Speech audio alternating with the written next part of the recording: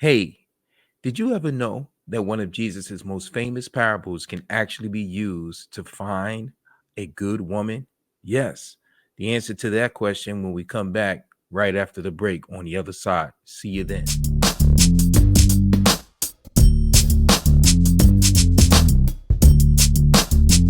Don't forget to like this video if you like it, click subscribe, click notifications for future contents, and don't forget to share it with a friend. Greetings, family. This is Mike Allen here from Digging in the Word with a brand new video for you guys today. This is a video actually that I've been desiring to do ever since summer last year, 2023. But for whatever reason, it just seems like it wasn't the time for me to actually complete this content because I've actually gone through attempting to do this content, doing the recording, setting up everything, and I just had to can and trash it for whatever reason.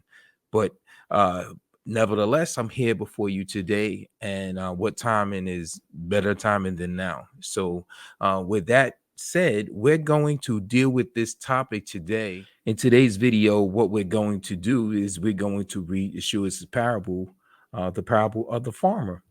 And in that particular parable, the parable of the farmer, others know it as the parable of the sower.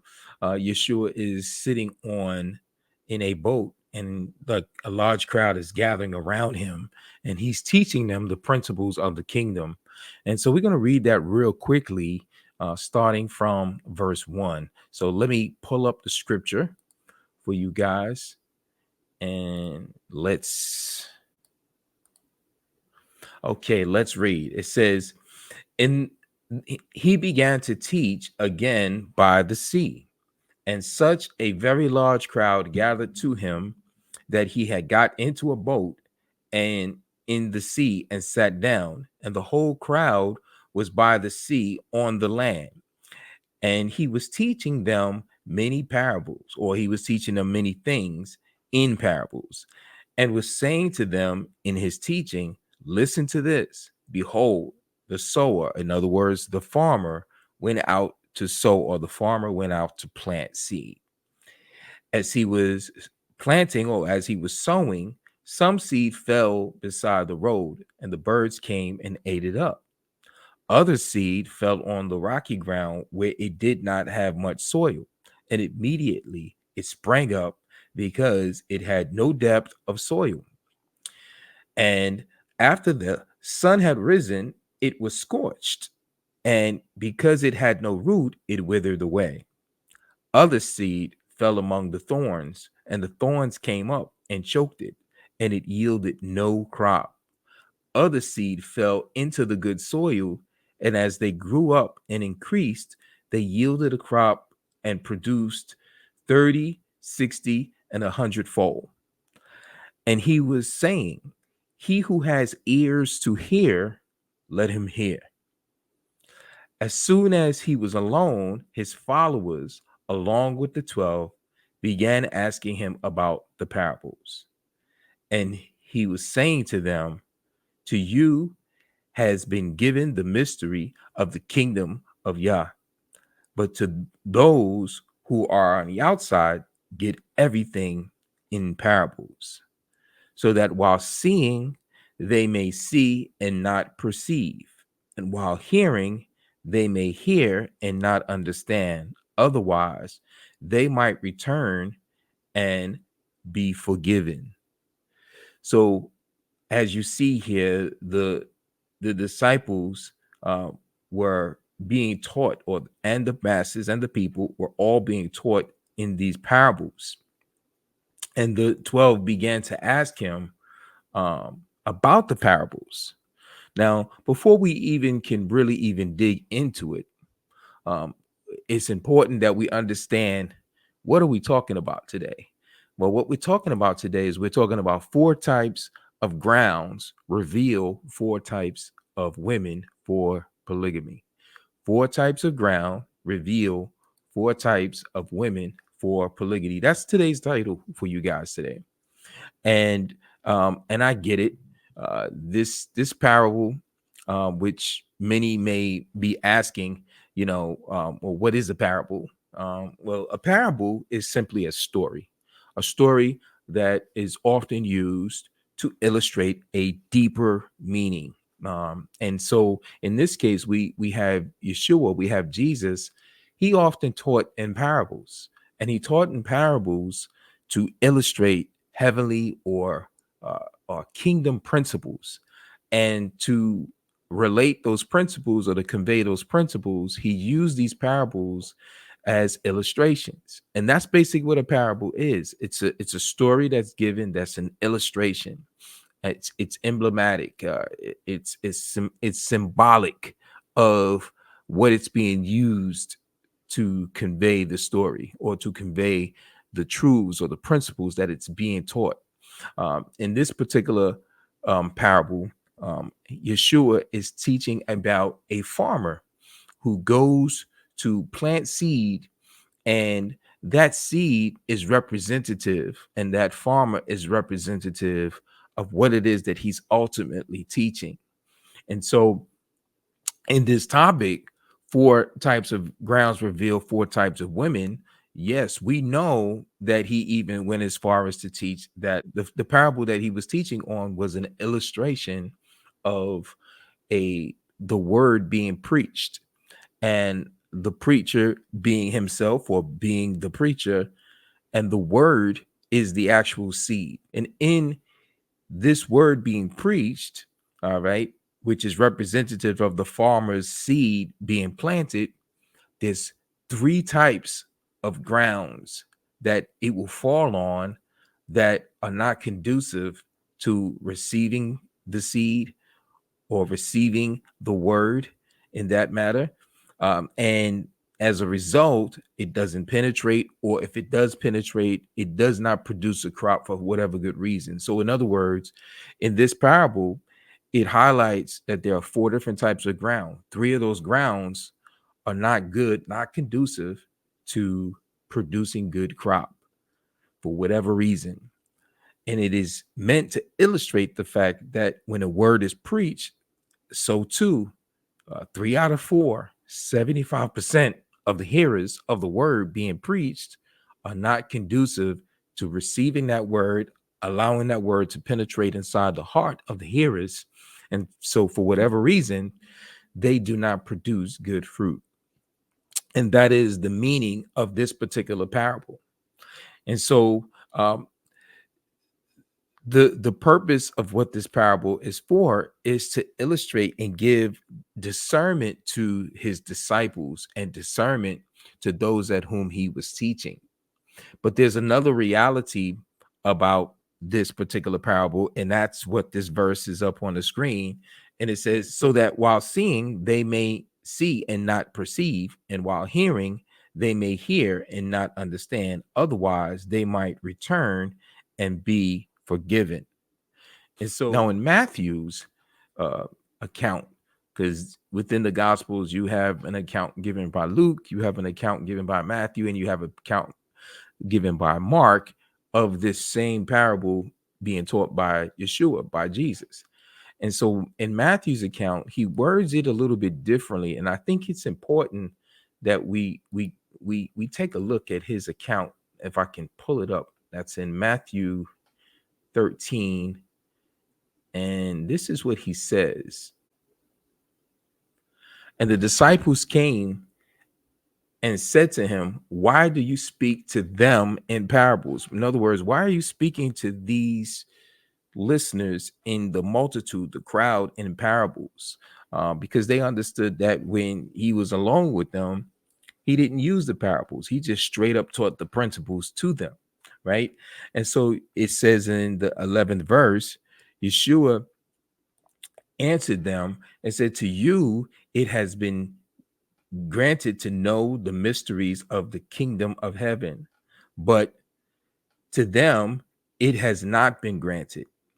For whoever has, to him more shall be given, and he shall have abundance. But whoever does not have, he, even what he has, shall be taken away from him. Therefore I speak to them in parables, because while seeing they do not see, and while hearing they do not hear, nor do they understand. He says, in their case, now referring to the crowd that he's speaking in parables to, he says, in their case, the prophecy of Isaiah is being fulfilled, which says, you will keep on hearing, but will not understand. You will keep on seeing, but will not perceive. For the heart of this people has become dull. With their ears, they scarcely hear, and they have closed their eyes. You see that right here? He says, they have closed their eyes. Let me see if I can highlight that verse. There we go. They have closed their eyes. Otherwise, they would see with their eyes, hear with their ears, and understand with their heart, and return, and I would heal them. So, what is the ultimate cause of them not seeing, or seeing and not perceiving? What is the ultimate cause of them hearing but not really hearing, or understanding? It's they themselves. This multitude were closing their eyes for whatever reasons. And it ties into the meaning of this overall parable, that 75% of the hearers who hear the word preached don't receive it for whatever reason, because they close their eyes. Is the point of what Yeshua was making when he was teaching this particular parable. They close their eyes, they close their hearts, they close off their understandings for whatever reason, because of what maybe it be their loyalties, or the things that they were taught, the things that they understood, or the things that they desired. For whatever reason, they were not allowing themselves to receive the message of the kingdom. And so, um, the question to ask, I think, now at this point is, how does farming tie into or is similar to marriage? Because as you can see with the title, 4 types of grounds reveal 4 types of women for polygamy. Well, Mike, how does um, the parable of the sower relate to finding a good woman? Which is a good question to ask. Well, one thing, if you understand of what it means to be an Israelite, or even the ancients for that matter, we were people of the soil, going all the way back to the first creation of man, who was formed out of the dust of the ground. Man was made from the soil.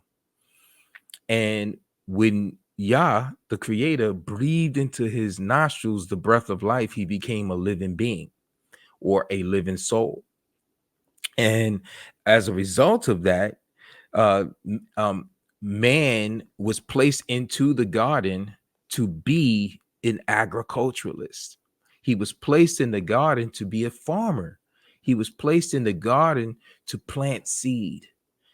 And so the very relationship that man has with the ground is so close, in relation. And therefore, the knowledge, the wisdom that men of the ancients of old understood concerning the ground, and concerning how it produces, and how to make it produce, was well understood, um, by the ancients, because of their close proximity and working with the ground, tilling the soil, planting seed, producing crop, and even raising cattle for that matter.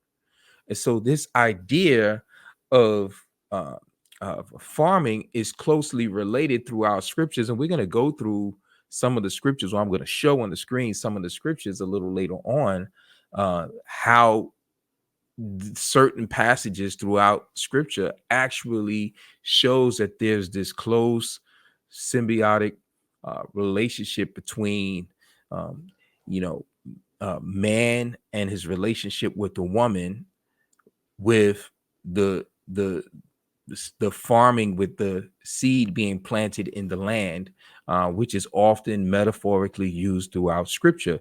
The man carries the seed, the woman represents the land, the ground that the seed is planted in. And the whole intent of it is to fulfill the commandment to be fruitful and to multiply, which is one of the actual passages in Genesis 1:27 and 28 that is actually used, that uses that metaphor of farming: be fruitful and multiply. We know that children are not actual fruit, but it is a metaphor to show that there's this principal connection between planting in the ground and the reproduction of human beings and the marriage of human beings. And so it all ties in, it all relates, it all connects. And so the first type of ground that we want to focus on is going to be found in the 13th verse, right? And in the 13th verse, this is what the first ground actually says. It is, and he said to them, do you not understand this parable? How will you understand all parables? Now, this is key because he makes the point of what I was just saying, that if you can understand this parable, you can understand all parables. Now, why is that important? Because there are principles in the parables. So here in the 13th verse, it explains what a parable is. And I think it's important, as we explained it earlier, but really more so what it is used for. And it is, he says here in the 13th verse, he says, and he said to them, do you not understand this parable? How will you understand all the parables?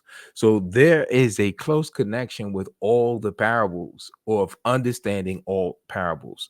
So if you can understand one parable, is the point that he's making, you can understand other parables, which means that there are principles that is contained in one parable that is connected to the principles that are contained in other parables. That's the point that I'm making here.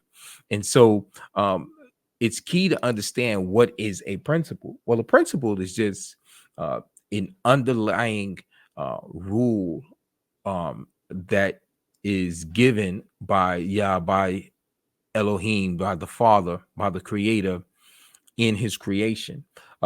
There is an intended desire that he has for things to operate and for things to function. It's kind of like how, a computer has different pieces of hardware. It may be a keyboard, it may be a mouse, it may be memory space, whatever it is. Um, all of these different components, a microphone, all of these different components require software, which contains rules and blueprints for how that thing is supposed to run, and it programs within the hardware, um, how to run this particular piece of component that's attached to the computer. And so it gives the principles that's needed for it to run. So principles are designed to govern Yah's creation. And so it is intended overall to reach his intended result, the reason why. So the reason why we're here um is communicated in his principles. What are the things that he wants to be accomplished in how he has created us, is why these principles are given. So in this parable, in all parables, there are principles. They're filled with principles that the teacher, in this case Yeshua, wants to be conveyed, wants to be taught to the listeners. And so there were 75%, as we said earlier, that would, for whatever reason, are not receiving the message of the principles. And so in the first land that we want to talk about here is going to be found in the 14th and the 15th verse. And in this particular one, I'm calling this the roadside woman. All right. And so it reads, the sower sows the word. These are the ones who are beside the road where the word is sown. And when they hear, immediately Satan comes, the adversary comes, the enemy comes and takes away the word. The birds come down and swoop up the seed which has been sown in them. And so this roadside is representative in this particular parable of the seed that falls on a surface that has been traveled by many. There's many travelers that travel on this road. It becomes hard over time. It becomes brittle. It becomes unpenetrable. It's toughened in order for to sustain the traffic that it endures. And so in this particular parable, the roadside is representative of those type of hearers who is hard and brittled and unpenetrable because of high traffic volume. And as a result, the seed cannot penetrate, enabling it to be able to take root and to produce a stem, produce a crop, and then bear fruit. It's not able to do that because it's not conducive to receiving the word. And one of the things that must be understood in getting in the gist of all of this is that farmers, agriculturalists understand that in order for ground to be good, in order for it to produce a good crop, um, the conditions must be right, be met right in that soil. It must be soft enough. It must be moist enough. Um, it must contain the minerals, the necessary minerals that's needed to give food to the seed itself, and to allow for the seed to actually produce and spawn root within the ground, and to give it the firmness so that it can hold the plant up as it comes, or the stem of the plant and the plant itself as it produces this crop. And so Satan immediately comes. And so we call this the roadside woman. The roadside woman is that woman who has been traveled upon. She's a woman who's had the experience of many men. She is a woman who has what is noted as a 304, a thought. She's a woman who's been turned like a doorknob. She's a woman who has had a lot of experience. She has what is called a high body count. And in having a high body count, she is open to Satan coming and taking away whatever word that she receives, or whatever of the will and the intentions or the desires of, because that's what the word actually contains. It contains the desire, coded in the message that's given in those words. It is desire, the principle, the plan of Yahweh, of the creator, of God himself. And so just as the farmer is intending that the land will receive this seed under the right conditions, the Father is intending that every hearer hears his word under the right conditions. And so too, when a man seeks to find a good woman, he's looking for a woman who will receive his message, his will, his plan, his intentions, his desires, right? And she will be under the right conditions to be able to receive it. But in this overall message, 75% will not receive it for whatever reason. And so in this first type, the roadside woman, she's not able to receive it because of all of the volume of the many men that has traveled upon her, all of the many men that she has dealt with. And so as a result, Yeshua says here that as soon as they hear it, Satan comes and takes away the word that was sown in them. As soon as a woman like this um, agrees, or accepts the man's offer, right, his pledge, um, she hears it, but immediately the enemy comes and takes it away whatever is sown in her, simply because of the lifestyle that she lived, simply because of the high volume of traffic of men that she has experienced. And so there's a connection here with this. And in that connection, it certainly is given in this particular verse. The word takes away here means that Satan takes away what is committed to an individual to what is his or hers by force. So the emblematic thing that Yeshua is teaching when he says that Satan takes it away, it is something that is taken away by force that is committed to the hearer.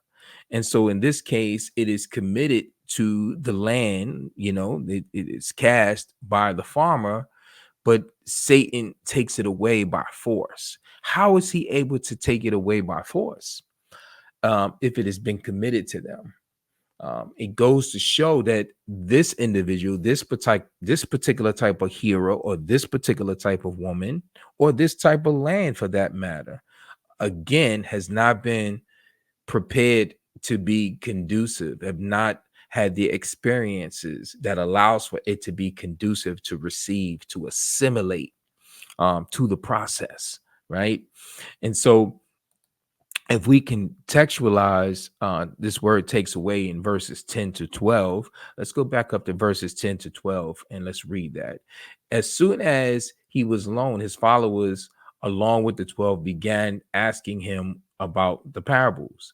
And he was saying to them, to you has been given the mystery of the kingdom of Yah, but those who are outside get everything in parables, so that while seeing, they may see and not perceive, and while hearing, they may hear and not understand. Otherwise, they might return and be forgiven. So these hearers hear the word, right? And because they close their eyes, they close their ears, according to Matthew's account, they close off their understanding. They're not able to return and to be forgiven. And so, because of the lifestyle this roadside woman has lived, she's not able to hear the word and receive what the word is saying. She's closing it off for whatever reason. And so, to that, I want to look at a particular video on high body count. What does high body count actually do for and to a woman? And I want to examine, because there's a science behind this. You hear a lot of this going around on the internet. I know this famous Kevin Samuels, the late Kevin Samuels, would often talk about this thing of high body count, right? And a lot of content creators, there's a lot of articles, psychology, dating websites, so forth, that's out in the space are talking about high body counts. But what effects does it scientifically have? And here we have a psychologist who is going, I have a video to show you guys, who's going to give an explanation about high body count. And so let's roll it. His name is Dr. Orion Tarabin. He's a clinical psychologist, and his name of his YouTube channel, where I'm getting this from, is called Psych Hacks. And this is just a snippet of the video. And it is Mark 7:43 to 9:16. And so here we go. The second thing is that low body count is presumed to be associated with the ability to pair bond and form an emotional commitment, both of which are vitally important for long-term relationships. And I would say that there is some truth to that. For instance, a woman who has slept with dozens of men by the time that she is 30 might reach that age without any experience whatsoever being in a stable, committed relationship. She's been practicing something else, and so she's gotten better at that something else. She hasn't been practicing this other kind of relationship, and so she hasn't gotten better at that. A woman with a relatively high body count is also much less likely to be securely attached and much more likely to be anxiously ambivalently attached. These women often use sex as a means of securing interest and attention from a man, which works, at least temporarily, as a means to validate their self-worth and stabilize themselves emotionally. And a woman with an unstable self-concept and who has difficulty regulating her own emotions is extremely difficult to have a relationship with. For instance, it's very difficult to pair bond with a woman who is constantly afraid that you are going to leave her. What's more, such women might not like you as much as they like attention, which is easily replaced. So it's the psychology that's really the issue here. The high body count is potentially just a sign of those problematic underlying dynamics. High body count is the point that he makes, and in the high body count, it creates this inability, he says, for women to what he says is called pair bonding. And so she's not able to pair bond be to a good man that would come along, that's eligible, and comes along, that's desirable, that comes along, that she would need, right? That would be the best kind of man for her.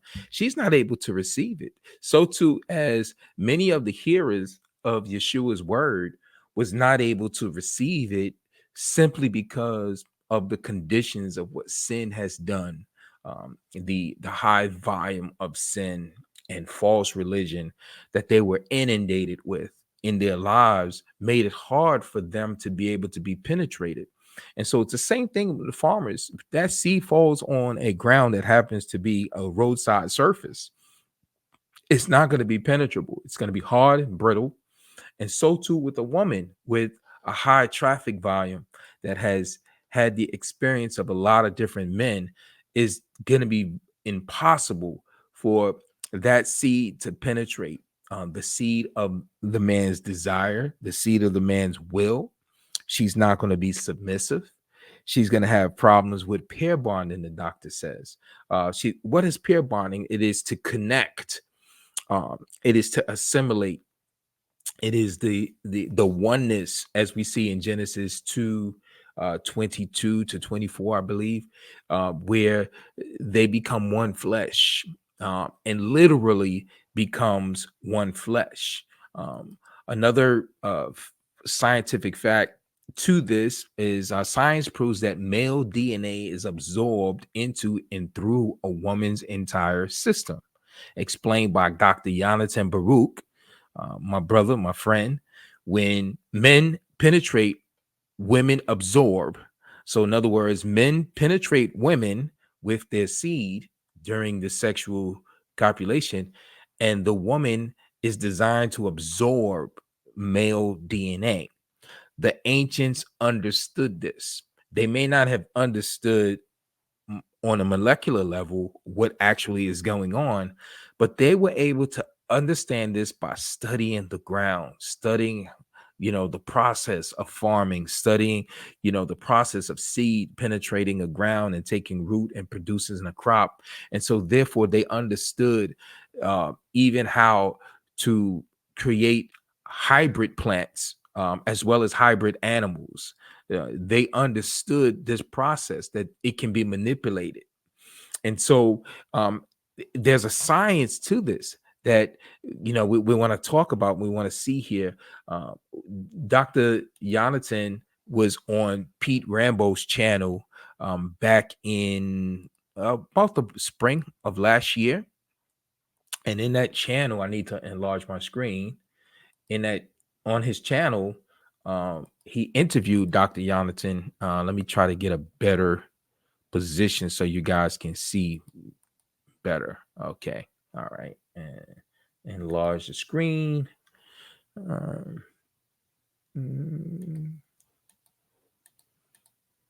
right. All right. I think you can see it better here, because we want to go through the article, because I want to actually show that there's actually a science to this phenomenon of what happens with seed not being able to penetrate, or a man, his will, his purpose, his desire for a woman, his intentions for a woman is not readily received by a good portion of women. And so this first type, we're talking about the roadside woman. This is an article that he brought out on that interview on Pete Rambo's channel, Dr. Jonathan. And, he used this article to demonstrate that the Royal Society, which is an elite association of scientists, right? Well known, and this is peer reviewed. And so whatever they publish, it is something that meets the test of their arena. And so it's titled News from the Royal Society, right? Semen takes control of females' genes. And this was published back in September 2012. This is what it says. It says sex can trigger remarkable female responses, including altered fertility, immunity, libido, eating, and sleep patterns by activation of diverse set of genes, according to research published in Proceedings of the Royal Society B today. Researchers at the University of East Anglia studied how female Drosophila melanogaster, or fruit flies, respond to mating. They discovered that a single protein found in semen generates a wide range of responses in many genes in females, which become apparent at different times and in different parts of the female's body following mating. The findings could in principle, that word principle, be akin to responses in many animals, meaning that there's a connection, there's a similarity. As it works, what is worked in one thing can also be found being working in another thing. And then it says in this case, including humans. So in this study is akin to, right, or could be akin to the what is found in animals also in humans. And then in that particular interview, Dr. Yan brought out other articles and other studies that actually show that this is true. So we now know that male genes are found lodged in living, live, and active, and are influencing a woman's entire system, for that matter. The article goes on to say lead researcher Professor Tracy Chapman from UEA's School of Biological Sciences says it's already known that seminal fluid proteins transferred from males during mating cause remarkable effects in females, including altered egg laying, feeding, immunity, sleep patterns, water balance, and sexual receptivities. It says we tested here the effects of one enigmatic seminal fluid protein known as the sex peptide, and found it to change the expression of a remarkable array of many genes in females, both across time and in different parts of the body. There were significant alterations to genes linked to egg development, early embryogenesis, immunity, nutrient sensing, behavior, and unexpectedly phototransduction, or the pathways by which they see. It showed that the semen protein is a master regulator. I want to highlight that point, that the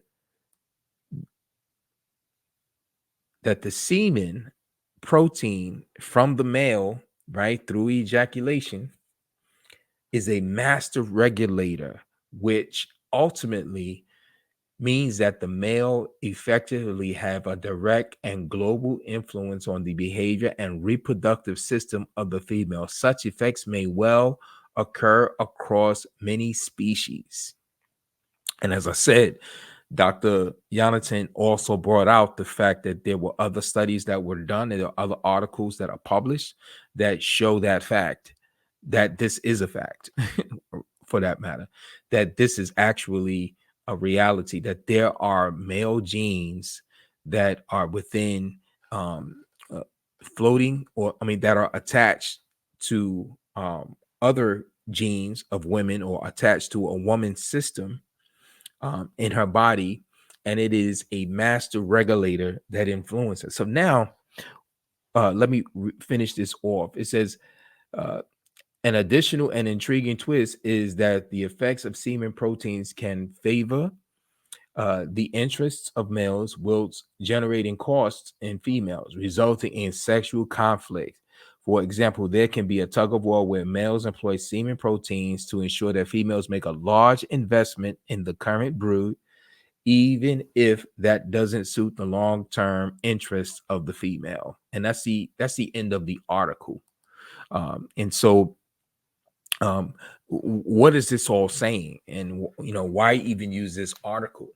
Well, if the male genes that were found in studies are lodged even in the brain of a woman, in the reproductive system of a woman, in the neurological system, the immune system of a woman, in a woman's spinal cord, if male DNA is in a master regulator, how many masters does a woman have if there has been at least 15 men that has ejaculated inside of a woman, and it is having a heavily influence on her system?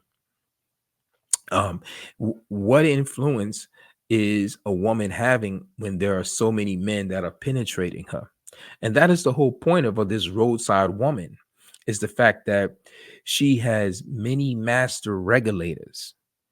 And because of the many, it is impossible for her to pair bond with the one man that she should and need to bond with. And so, it's like having schizophrenia.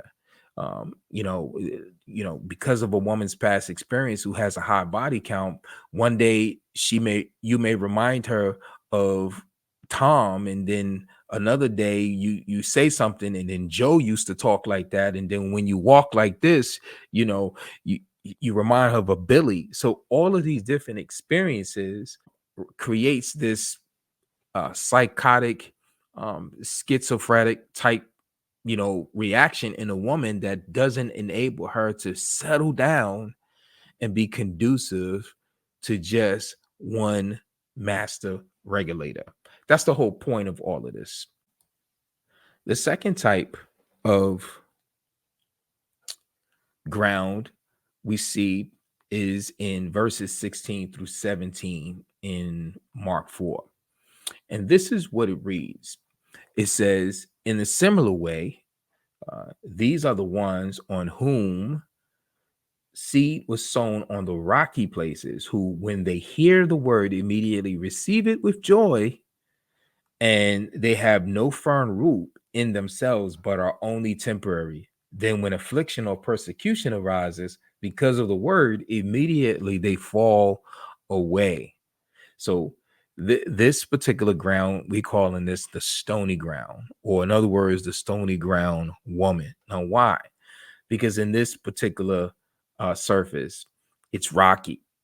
It doesn't have a lot of soil per se. And it's not. It's shallow. It doesn't have any depth to the soil, and as a result, whatever soil, whatever seed that penetrates it or sown into it is likened to the word, that when it hears it, it'll receive it immediately with joy, right? But because of its lack of firmness, and because it there's no depth to it, or when persecution comes, affliction comes, when the challenges come in this particular type of ground, it is not conducive, or it doesn't allow for commitment. In this particular ground, the thorny ground woman, she has a problem with commitment. And she's so concerned with what persecutors may say. She's so fearful of what others might think. And so as a result, it is hard for her to be conducive to actually receiving what the word is that is being preached in terms of the gospel, as well as this particular type of woman. It becomes impossible for her to be able to produce a good crop, because She's concerned with maybe what her girlfriends may say. She's concerned with maybe her parents, or maybe her mom or father told her that, she couldn't measure up, or she wouldn't be good enough, or may have been told that no one is good enough for her. Maybe she has a standard that's too high. Or maybe it is that she's just concerned because she's so self-conscious.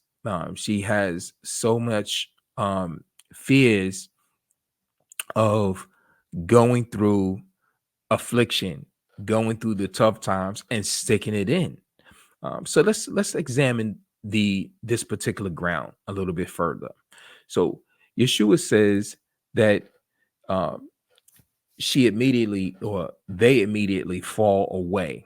Well, according to Thayer's right lexicon, this is to cause a person to begin to distrust and desert one whom he ought to trust and obey, to cause to fall away. So even though this is a good man, all right, and even though she should assimilate to a man like this, because this is the type of man that would have her best interests, because of her concerns, because of that she's a temporary woman, she fair weather woman, she's there when the hype is good, when things feel good, and maybe in that early infatuation stage, but when the infatuation stage wears off, or what they call the honeymoon stage wears off, uh, and you have to do the work, and it requires responsibility, it requires commitment. This particular woman will fall away.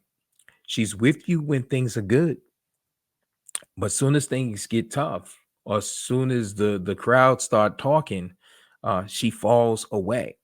So what does fall away mean here? Again, it is to cause a person to begin to distrust. She has trust issues, and she will desert you when things seems like they're getting tough, when the voices in her head of her circle, whether it be from her home, her mother, whether the voices are coming from her friends, what the culture is saying, she will begin to distrust you. And so therefore she will fall away. She has what is called gamophobia. All right, which means she has a fear of commitment or marriage. Uh, she can keep one from enjoying meaningful relationships, like a painful breakup, a divorce, childhood abandonment may even cause this type of fear of commitment. And so this woman is inundated with, her future is always based off of the ills of her past, always based off the negativities of her past. It is always limited by her past, right? And so it disables her from being able to move forward in what is meaningful and what is good for her. Okay, so the third type of woman that we want to talk about here, and that is taken from this parable that Yeshua goes on to explain in greater detail. In the parable, this is the thorny ground, and we're going to of course call this the thorny ground woman, right? Ground. So let's read what the thorny ground is, and this is found in verses 18 through 19. And others are the ones on whom seed was sown among the thorns. These are the ones who have heard the word, but the worries of the world and the deceitfulness of riches and the desires of other things enter in and choke the word, and it becomes unfruitful. Right. And so that's what happens. It becomes unfruitful to this particular hearer. So in this case, this particular land doesn't receive the word, right? Because of the thorns. And as you people who know anything about farming, you know that thorns are beasts. They come out of nowhere and they are hogs. They take up everything, of nutrients, space, and they will intertwine in your good crop that you have sown, right? And choke it out. And so as a result, it affects the fruitfulness, of course, because it chokes it out. And so what does he mean here by this word choke? Well, choke is defined by the Strong's a source of concordance. It is to say, it is to strangle completely, literally drown, or to crowd, or to choke, or to throng.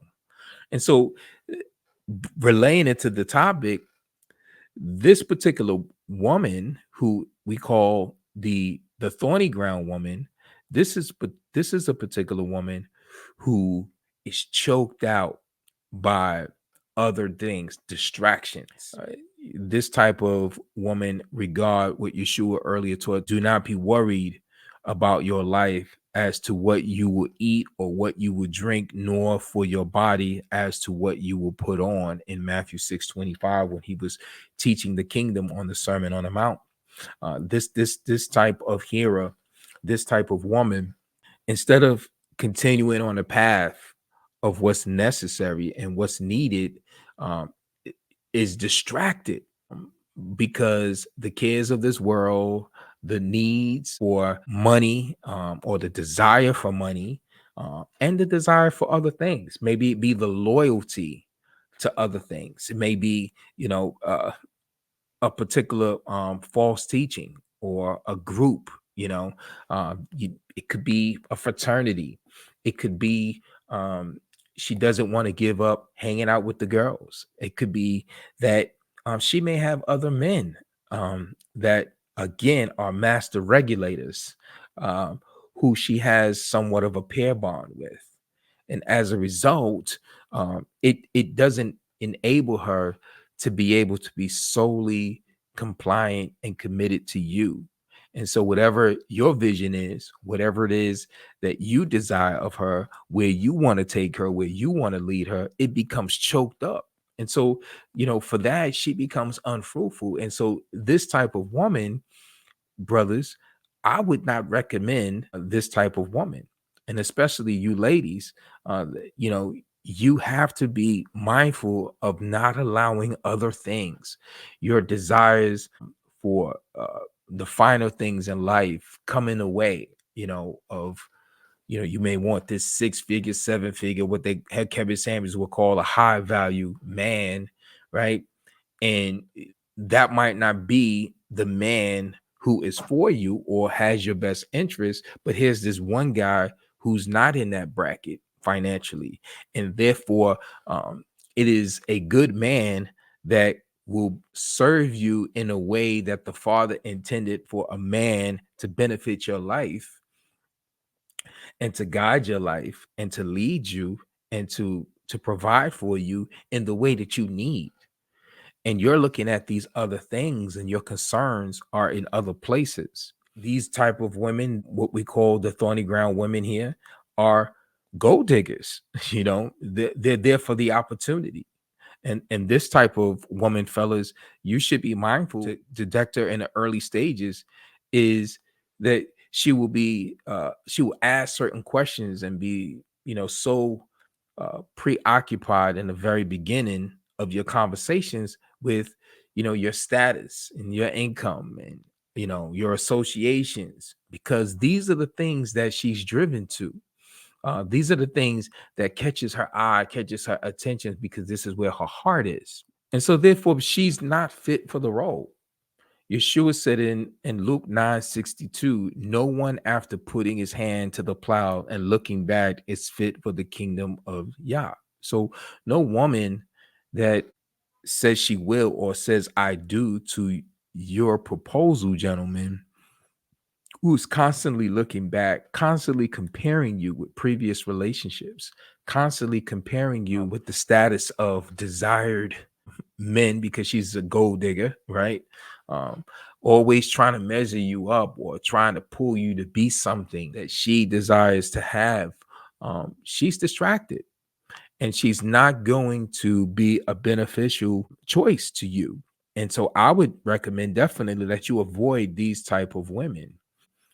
The right fit or the right kind of woman has to be fit for the task and not be fearful of doing what true commitment demands. She cannot be so fearful of she's trying to wait and see or weigh out her options or see whether something better is going to come along, or she can't make up her mind because she's dealing with Joe and she's dealing with Bob and and she got to see Ted on every other Friday night or what have you.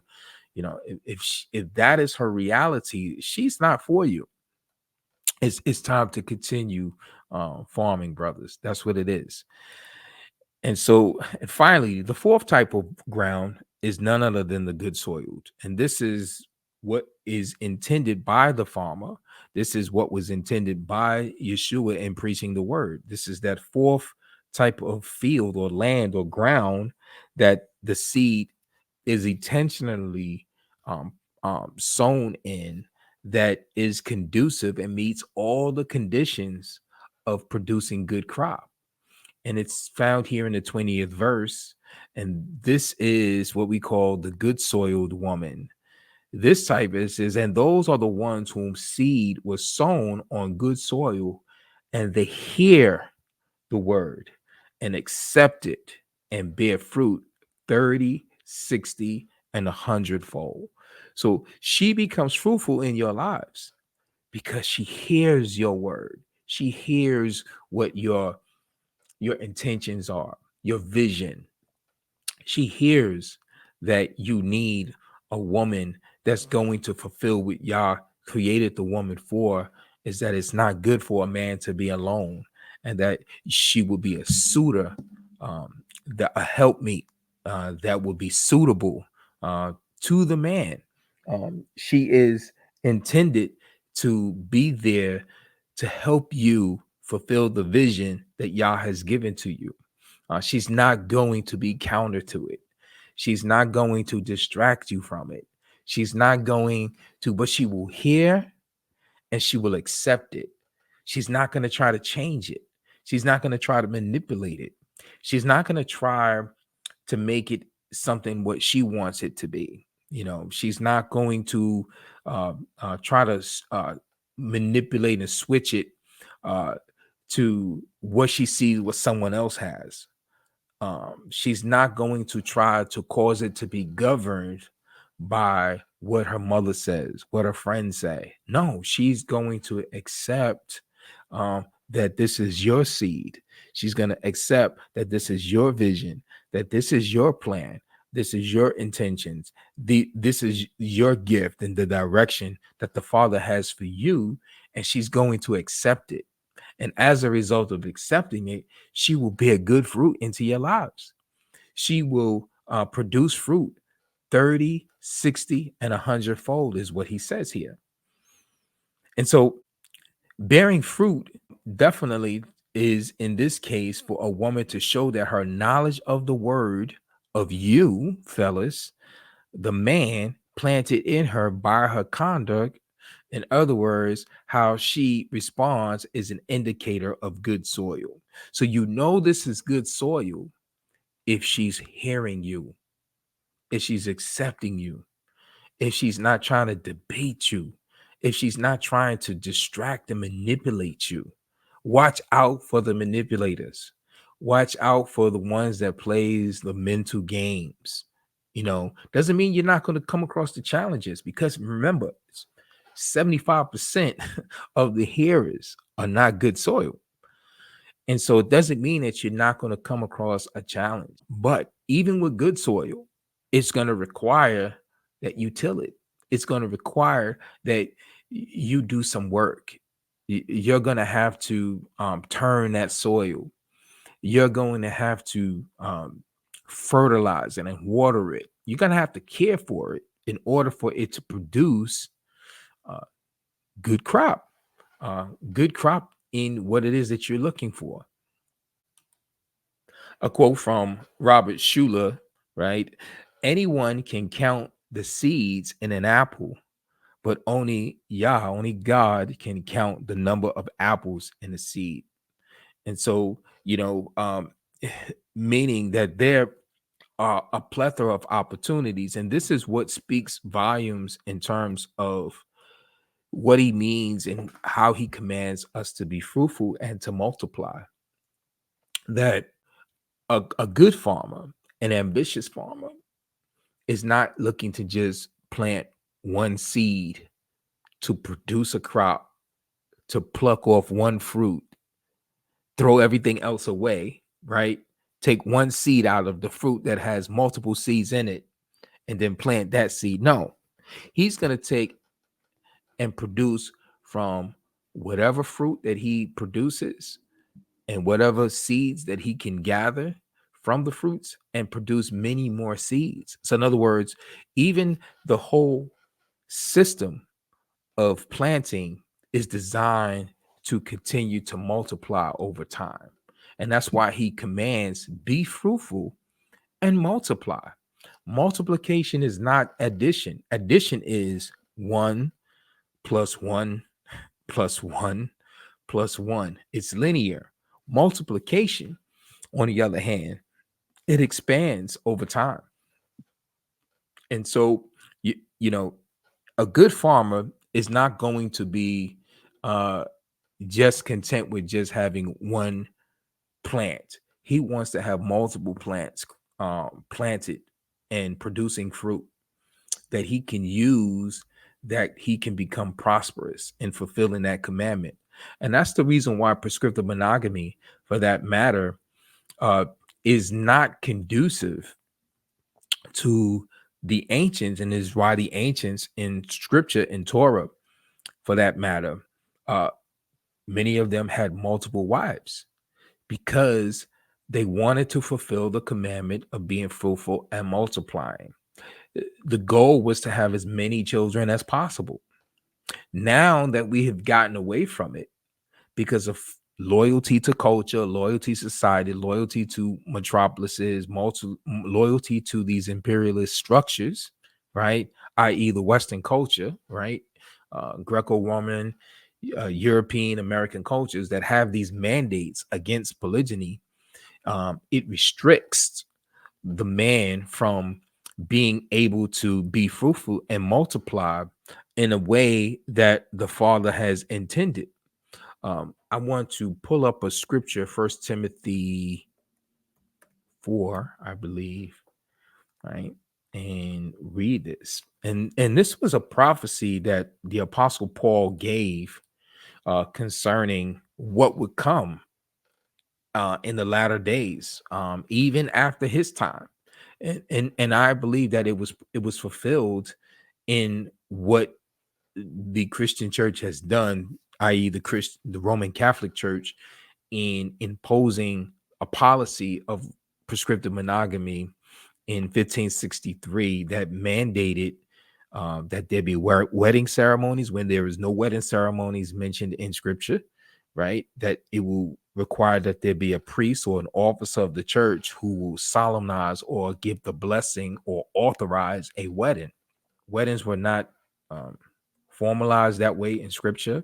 Weddings were basically the contract, or for the contracts made by families, right?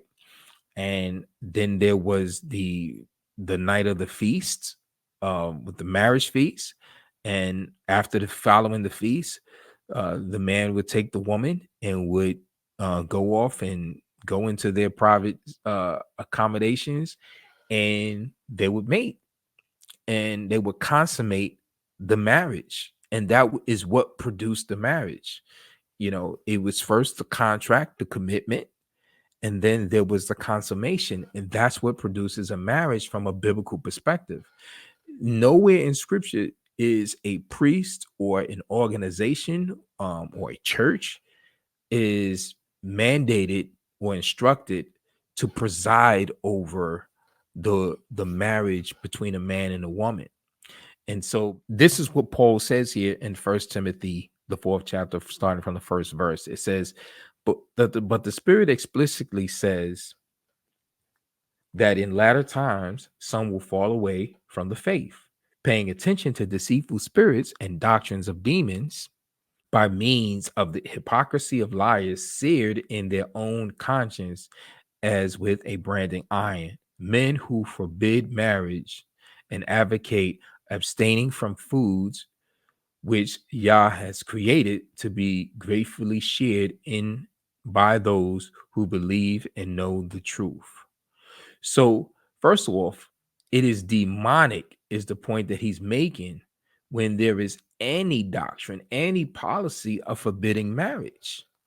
And so there's no law or prescription in scripture that actually um, forbids or prevents a man from having a desire or choosing to take on multiple wives, for that matter. Just as there's no prescription in scripture that tells a farmer that he can only plant one seed at a time. you know, you're just not going to find it. But these are what man, under the influence of demons, i.e., the Catholic Church, back in 1563 at the Council of Trent, is when the Christian Church first made official policy that men could not have multiple wives. And to ensure that, they mandated that there be wedding ceremonies to supervise and to preside over the ceremony between a man and a woman that they invented. And so, but that's not scripture. It has nothing to do with the word. It's not taught in the word. And so therefore, it is the inventions of human beings influenced by demons based on what this scripture says to forbid marriage. It is through the deceitfulness of spirits and doctrines of demons that are being practiced today. And so now, what does this passage have to do with polygamy? And is polygamy even biblical? And it's important that we understand that there are witnesses to this whole thing in scripture. The scripture teaches that out of the mouth of 2 or 3 witnesses, that truth is to be established. And it's a good principle in terms of learning doctrine. Is there scriptural support? At least 2 that you can find so that you can build a doctrine on. And so scripture is replete with examples of how marriage reflects planting seed into the ground. There are a plethora of examples of men practicing polygyny in it as well. The man who wrote Genesis, Moses, had 3 wives. David, we know about Solomon, Jacob, Gideon, Elkanah. There's so many, over 22, actually, I think 40 men in scripture that are recorded as having multiple wives.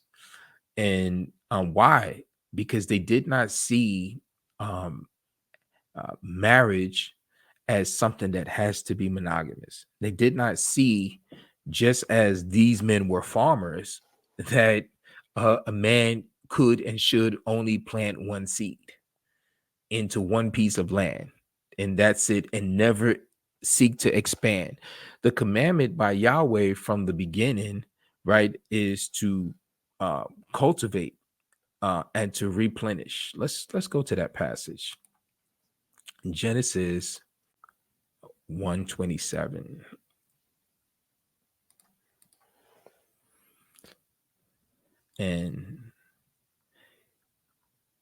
And it says, Yah created man in his own image, right? And his own, pull that off. Yah created man in his own image. In the image of Yah, he created him, male and female. He created them, right? Yah blessed them, right? Which means that he empowered them, right? He gave them favor, right? Ability. And it says, and Yah said to them, be fruitful and multiply and fill the earth and subdue it. What does subdue mean? Meaning that you must settle in land. You must conquer land. You must subdue the land. You must cultivate the land. Okay. Fill the earth. So the whole intent was to expand. This is a commandment of expansion, not staying in one local position or spot or proximity, and never advancing beyond that, never advancing the territory. The goal, the intended goal in the beginning was to start with one piece of land, i.e., the garden, and to expand it from there. That's what humanity is supposed to do in its evolutionary process of being fruitful and multiplying, and to have dominion. That was Yahweh's intent, right? um and so as you see here in the 29th, but then Yah said, behold, I have given you every plant yielding seed that is on the surface of all the earth, and every tree which has fruit yielding seed, it shall be food for you. So here you see that even the diet, that the sustenance, the nutrients to sustain life is given by what is coming from and what is produced in the land. And so it becomes vital. Farming is vital to the human's existence. The sustenance, it is vital for our nutrients, for us to grow, for us to continue on, and for us to thrive. And so the relationship of it is important. Um, Again, there's further witnesses of this principle in Genesis 2:4-7. We see that Yah actually um, plants man and puts him in the garden. The very first mention of man in Genesis 2:4-7, the very first mention of him is for him to work the ground, and of course we just did verses 2:27-28 in chapter 1.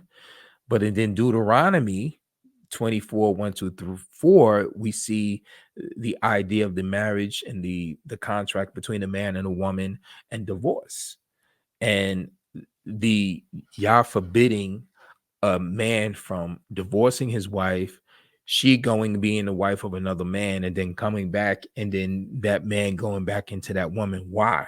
Because he does not want the mixing of seed back and forth between men, different men in the same woman. And that is a proof of that. Jeremiah 3:1-3 is another proof, because Yah used the Genesis 24 scripture, verses 1-4. He uses that in reference to his relationship to Israel. Why? Because the principles are similar from his relationship to humanity to the relationship that a man has with a woman. And that's the reason why we're able to use this parable, because there is a principled reality in farming that exists in preaching the gospel, that exists in a man pursuing or looking for a good woman. And then in Ephesians 5:22-33, the Apostle Paul touches on the oneness, or the becoming of one flesh, and how the role of headship, that a woman is designed to submit and to assimilate. But if she's inundated with other commitments and loyalties, and she's preoccupied, and she's fearful of what others might say, or she has so many master regulators that's going on inside her head because of the many experiences, because of the high volume of traffic, as having a high body count. This is the reason why the scriptures overall, through all of these verses, points to the fact that she should be a virgin, or close to a virgin as possible, for her to be the right kind of soil, to be a good soiled woman, to be the right type of woman. And so, ladies, this is the type of woman that you want to be. That's why it's important for you not to try to portray or to take on somehow the mindset of a man, masculine tendencies, or to try to go out and sow your wild oats, right? Plant seed like you're a man, when you're not even designed for that. The land is not the farmer, and the farmer is not the land. The two are distinct, and they each have their own purpose for this whole overall eco process, right? And so then in First Corinthians 6:15-18, Paul is making the case that even within a man choosing to sleep with a prostitute, that is demonic, because a prostitute has a high traffic volume of men who has come inside and deposited inside of her. And so now he's becoming one with her. And so he likened, the man's spiritual connection with Messiah being joined with the demonic reality of the woman, as we saw definitely with the first ground that we talked about, and that is the roadside woman, that Satan is easily able to come and take it away by force, the seed that's sown in her. Why? Because of the high traffic volume and her commitment to no one, no one man, and her commitment particularly to this man who is soliciting her for prostitution purposes, who has purchased her and who is now having sex with her. That is the problem with sexual immorality. So what are we saying here? That there are 4 types of grounds that certainly reveal that there are 4 types of hearers of Yah's word, but there's also 4 types of women that a man, a Yah-fearing man, a godly man, a biblical patriarchal man should look out for. So the purpose of this parable that Yeshua taught is to give his disciples discernment of the fact that that there are multiple types of women that are out there, or that there are multiple types of hearers, there are multiple types of receivers, and not all are in your best interest, or not all are not in the best interest of receiving the message of the kingdom. And so too with the farmer, not all grounds are beneficial to what the farmer is intended to do. And certainly for this topic today, 75% of the women are not, fellas, going to be conducive to the type of woman that you're looking for. And so you must use discernment. You must look for signs that will help you to navigate the process in your search. It's all about discernment, because Yeshua's parable of the sower is about understanding. So in all thy getting, get understanding. So now, what say you, family? What's your take on this? Can you see the similarities and principles that's taught in the parable of the farmer, with the hearing of the word, with a man seeking to find the right woman? That the same realities that a farmer runs into in the 4 different types of grounds he encounters is the same type of encounters that the preacher, when he preaches the word, or the Messiah preaches the word. And there are 4 different types of hearers, as well as a man, for this video's sake, goes out and finds that there's 75%, 3 out of every 4 women are just not good choices. And it's that one choice that is the one that is the good ground woman. Can you see the relationship between the 3? And can you see that that this parable can even go as far as to revealing that there are 4 types of women for polygamy? And like I said, I know that the parable is not intended to teach on polygamy, but when we look throughout scripture, there is a relationship between a man and farming, with the preaching of the word, and there is a relationship between a man and a woman with agriculture. And so if you like this video today, I'm going to ask that you do like it, subscribe, and definitely don't keep that love to yourself. Share it with your friends. There are books that definitely I would like to recommend to you. One in particular is my free ebook on a list of polygamy scriptures. There's a reference guide. It's a 40-page ebook. It's free. And I'm going to supply the link in the description box below. Also, Pete Rambo's book on patriarchy, family structure, and I'm going to supply the link where you can get that at in the description box below, as well as my playlist on biblical family, particularly on polygyny, that I have on my channel. So I'm going to supply that in the link in the description box below. And so definitely I want you folks, particularly men, I want you to keep digging in the word. And ladies, I definitely want you to dig in the word to to discover what it means to be good soil, what it means to be a good soiled woman, so that you'll be conducive for the right kind of man that wants to plant good seed to produce good crop. And so with that said, that concludes our video today. I hope you guys got something out of it. And this may have taken a little bit longer than I intended, but nevertheless, I had fun doing this, and I hope you got something out of this. But until then, keep digging in the word. And for King and Kingdom, until the next time I see you on the other side, blessings. Shalom, shalom.